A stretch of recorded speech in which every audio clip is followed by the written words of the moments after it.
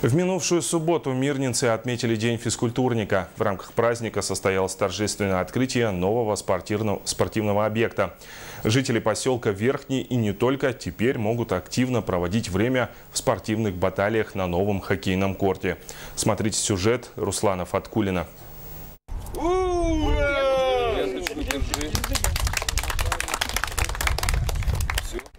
Ленточка разрезана. С этого момента в поселке Верхний открыта новая спортивная площадка. Получить ее в свое распоряжение юные спортсмены могли бы еще до Дня города, но подвели поставщики резиновой крошки для покрытия.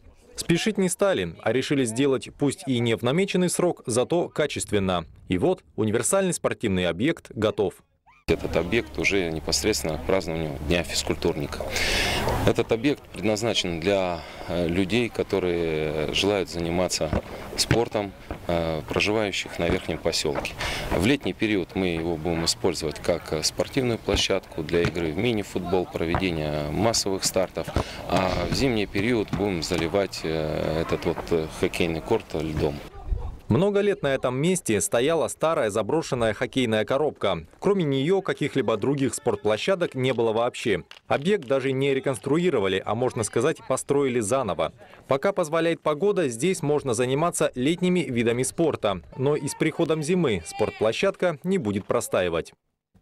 Вообще в городе много подобных объектов, которые функционируют круглогодично? У нас все детские площадки и спортивные функционируют круглогодично. Единственное, что мы эту площадку хотим попробовать заливать льдом.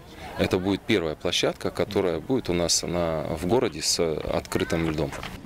Если эксперимент по заливке льдом этой спортивной площадки окажется удачным, то власти обещают продолжить строительство подобных объектов. Следующая в микрорайоне Заречный. Она будет установлена там сразу по окончании строительства лыжной базы.